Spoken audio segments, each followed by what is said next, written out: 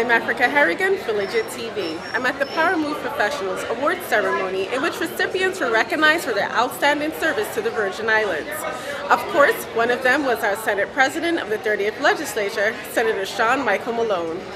We want to develop more expatriates who are away that would help influence the way we develop our society from this point forward. Many of you can recall, Dutch reminds me of people like Geraldo Gertie and Casper Holstein and others many years ago when they stayed from New York City and developed a lot of support for the Revised Organic Act and other benefits that we enjoy today, like the Elective Governors Act, electing our own governor and improved self-government. Those ideas came from Virgin Islanders who lived away and organized and stayed with others of us in the States and worked through DC and the Virgin Islands to create the changes that many of us benefit from today. And that's why I'm very pleased that you're doing this and keep it up. Sometimes things don't happen coincidentally. As I said, the world is round, and so what goes on also comes around as well. And Dutchie Robinson is literally walking in the footsteps of those same expatriates nearly 3 or 4 generations ago, in the 50s and 60s, that did things that benefited and improved the quality of lives for Virgin Islanders today. Now, here we go, we're taking it to the next level now. And there's a gentleman, just on the way here, I was talking to a gentleman named Jerry Smith from St. Croix, but lives in Atlanta, and has a big production company and does a number of things, organizing Virgin Islanders in the area to do things to help improve the territory's image through tourism and marketing and different things, all on his own. And I was so impressed when I walked into his studio, when we went to the national conference in Atlanta in August, and had an opportunity to go by Jerry's place and see what he was doing with other Virgin Islanders and his associations with so many influential people that's helping to promote the territory without even Beverly Nicholson getting in it. If you know what I mean. No government involved, he's just doing it. And this and many examples like that is what pleases me and gives me the motivation to continue pushing and fighting for the people of this territory. We have to take the bull by the horn now and determine the future we want for ourselves. Okay, and the leadership issue, we have to develop strong leaders, continue nurturing others so that we also have that, continuity in good and honest and transparent leadership that will provide more confidence in government, that allows the society to participate in the changes that we need to see for ourselves first, and then it spills over into everything else. So I do accept this award very humbly. I'm very proud for the opportunity to associate with Dutchie and this organization, and I will continue. I don't change now. They say you can't teach an old dog new tricks, right? I just want to continue doing what I do. I come from a family of community organizers. My great-grandmother was one of the founders of the Democratic Party, and they always believed in community. She was a nurse midwife. And you notice her name in nobody road or street. We don't brag about it.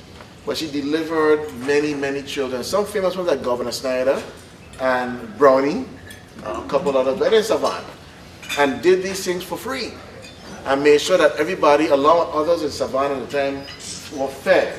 And the community was okay because we grew up in that type of community, that's a family where it's not just about you, it's about really everybody that's around you, because if they're not well, then you can be well. And so it's just a natural thing with us to make sure that we, making sure that our brothers and sisters, to the extent that we possibly can as human beings, to make sure that they're okay as much as you can. I mean, I can't do everything, but I certainly try to demonstrate care and concern for those who I represent. And even if I was in the Senate, the same thing. Before I was the senator, I did all of this anyway, just so that we have people around seeing others who care, like Mrs. Francis does. I have to put that in. Mrs. Lieutenant Governor's wife does a lot of things to show compassion for others, look after the less fortunate, the young people. There's awareness, using her position to bring more awareness to things that are important to people.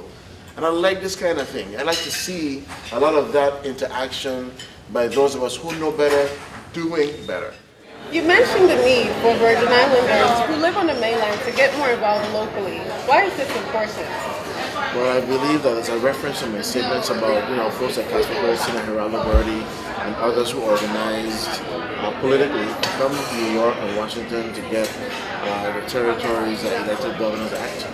and more self-government. I find that this is another opportunity for many of us who have left, who now live in major metropolitan areas like Atlanta, New York, Miami, Washington, D.C., Maryland area, to use many of their talent, their connections, skills, abilities, to take the territory to the next level. And I think that level will be a more self-empowered economic level if I made for Virgin Islands people to become more self-sufficient. So I met many of us know a lot of these Virgin Islanders who are extremely successful in government and in business. And we can certainly, and I think they're very open to us reaching out to them and lending their expertise to assist us in developing more purposeful direction for where the Virgin Islands should be going for the next, let's say, 100 years. We approach the centennial of being American citizens in 2017.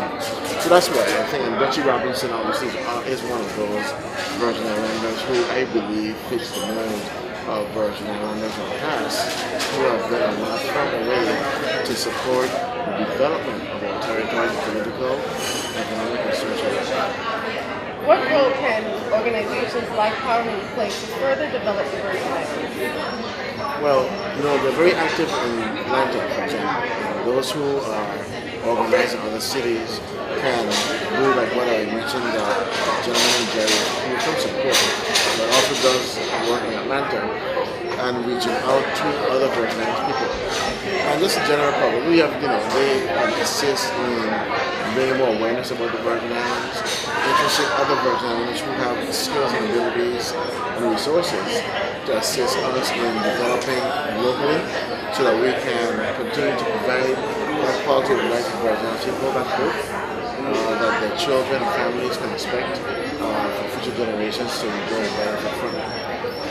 Of course, you were one of the recipients of those. Congratulations again. One of the major reasons you were nominated was because of your continued communications with your constituents. Yes. And, sharing government information and sharing information on grants and scholarships. How can someone get on your mailing list? Well, first I'd like to remind everyone that I take my role as a representative here with taxpayers' money very seriously, that there has to be accountability for what we do. Many of our people, if you know who we represent, we're not so much engaged in checking what the representatives do all the time. So being involved in politics and government and public service for so many years, it's 3 or more decades, and coming from a family that has been involved in it, I believe it is my responsibility to make sure people know what I'm doing. So I've always been a very big advocate for reaching out and letting folks know, whether they like it or not, hey, this is what I'm doing with the money you're paying. So to get on my mailing list and to become a part of the information sharing that I do on a regular basis, you can email me to Senator Malone, Senator@gmail.com. Call my office at 340-693-2529, and the main line for the Senate is in the phone book, 774-0880. Ask my office and we'll be happy to provide the information. They'll give us your information, your email address, and other contact information so that we can put you on our list. You can receive regular updates about my office as well. In many cases, in many situations around our communities, women are the driving force to the decisions that are made in our society. And the more we go on, the more we see women coming from out of the ranks to the front of the pack to lead people in different charges. We're seeing that. I'm not sure what's happening to the men. I don't know if we're getting lazy or whatever the case is, but we're definitely seeing more women building a stronger and more vocal voice as they move forward throughout our community to make a difference. What I do because I know it needs to be done. What needs to be done is for us as a community to bring peace back into our world. My focus has always been for young people to understand that they have a life that they can forge forward towards, not from it. Most young people have a feeling that their life is only limited within this little realm that we call the Virgin Islands. And I'm trying to teach them that it's bigger than that. And it starts at home. It starts with the parents, like what Janet was talking about, Parents University, getting them to understand how to relate in the home to each other, to their parents, to their friends. And then it also starts in terms of policy and law, understanding that there are consequences to bad action. So I started Stop the Bleeding just to make sure that they understood that even though I'm the wife of the Lieutenant Governor, I care. And it's not about the position, I just needed something to do. And so I adopted these children as my own, these families as my own, this community as my own. I take responsibility for the Virgin Islands families. It's all from the heart. So what I have done, I started by reaching out to our young people in the 7th grade, getting them to understand you can be the change, so that when you graduate, there'll be more boys graduating, there'll be more young women graduating without fear but purpose. And I think that message came through, especially when my good friend, Devin Robinson, that was the first time I met him, I was like, this young man, and I heard all kind of things, like he had a past. And so I took that to help young people to understand that even if you have a past, you can change your future. And then what we did was we reached out to families. Stop the Bleeding is literally doing what it says it should do. Stop the bleeding. You know, you get a cut, it starts to bleed, you stop the bleeding, and you start to heal. But in our case, we're healing families. So once we actually got families to come out and say, this is a young person that got hurt for us violently, they were killed. We did a PSA, we shared that with the public, we let the public know these are real people, they're faces to these young people that are dying. They're families who are hurting. Pay attention. And so I reached out and said, stop the bleeding and start the healing of the family. The next thing we did, we had a PSA that was the children now talking to the parents. These are young 7th graders again, never acted before, and they came forward and they reached out to their parents. They talked about parents coming to parent-teachers meetings. They talked about bullying in the schools. I mean, these are impassioned demonstrations of what they were feeling inside. There were young men talking about needing the father in the home, so that it sent a powerful message to single moms and single dads to let their children know that they're needed. You know, a lot of our families they take their children for granted. That's God's gift to us all to have a child. And so I take that seriously. And lastly, we came out with a project called Liati. Liati is spelled L-I-A-T-I. Love is all there is. And that powerful message came through when we invited local Virgin Islanders that went away and grew and were empowered. They were singers. And they actually came in and they talked to our children in the schools. They actually got together as a team and went into our studio. I had a studio here that worked with us and made a song for our families and for our children called Believe. And in that song, they created messages to our young people here in the Virgin Islands to let them know that they can do good and they can be good.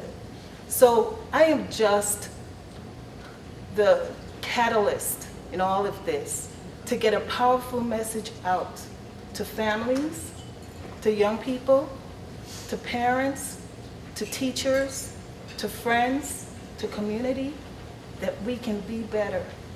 We can do better if we come together to stop the bleeding. At the Powermove Conference award ceremony, entrepreneurs also had an opportunity to share their success stories. I also didn't have much of a clue what the heck to do. I started to get books. I would read any book in the self-help section of Barnes & Nobles that would fit between my studies with physical therapy. Between that time, which really wasn't that much spare time, I read every book that I could find. A few of Sir Robinson's, I might add. At that time, I think one of the ones that I read was, I think it was Changing Your Mind 180 Degrees. Yeah, 1 degree at a time, and I'm like, yeah. So I read that, and I would read his article every Saturday, I think it was, in Daily News. I read any and everything that I could find. And, but nothing really helped me to take the first step. That first step, I was like, I don't know if I can make this work. I came back home and I got a job working at Schneider. And it was a great opportunity working with a bunch of therapists that had a lot of experience, but it wasn't a whole heck of a lot of money. I was actually the least paid, or the worst paid, or the graduate from my entire class. The worst paid. Imagine talking to your classmates, yeah man, I got my first job, and trying to find all the things that I could talk about that didn't go into salary, because I was ashamed how terrible it was. But I was at home, and that's where I wanted to be. 9 months after graduating from PT school, 4 months after, well, I came home 4 months after that, 5 months after taking my first job, I found that therapy works. I didn't know what the heck I was going to do, where it was going to be, but I started it. I got it set up, went to Lieutenant Governor's office, not yours specifically, but trademarks, and did all of that, and I got the company registered. I started going. I said, well, I don't know what the heck I'm going to do with this, but it's here. And one step further. 9 months later, I created an interesting relationship with the university, which allowed me to see patients in addition to what I was doing for them at the university in lieu of a reduced salary. It's like, well, I don't have any money, so this works. And I saw my first patient about 9 months after I started the company. And I just continued to go, and little bit I increased, and I grew it, and I kept it going. And then I ran into an opportunity. I won't say difficulty, because it pushed me to make a decision that I wasn't comfortable. So I called it an opportunity to go on my own.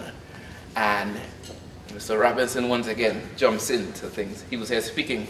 He was staying in a room on the ocean side of this very hotel.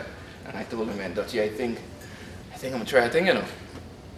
I found a clinic location, Barber Plaza. I've got an estimate on how much it will cost to do the construction. I've gotten the price and all the equipment.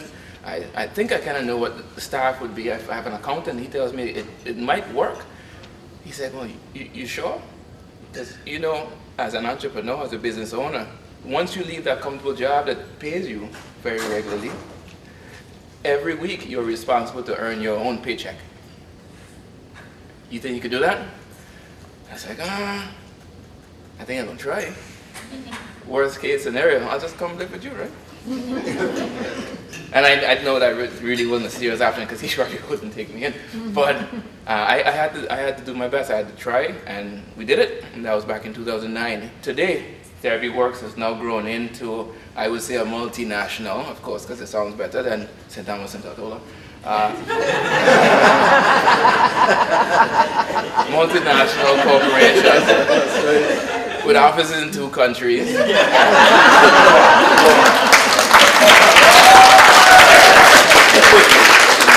And we are looking for growth. We are looking for the next step. We are studying actually other Caribbean islands to grow into. So we'll be more than dual, I guess we're dual national, we'll be multinational soon. Hopefully we're doing some studies now into Angola and some other islands to do some growth there. But we've enjoyed a heck of a path, and I continue to learn. And my reason for being here today, we were asked before the break to write down what we've learned and to write down what we still want to learn. Well, one of the things that I wrote, I'll share with the group, is that I need to know what I don't know to make my next step. And I leave you with that. Thank you for tuning in to Legit's coverage of the Powermove Conference Award Ceremony. I'm Africah Harrigan for Legit TV.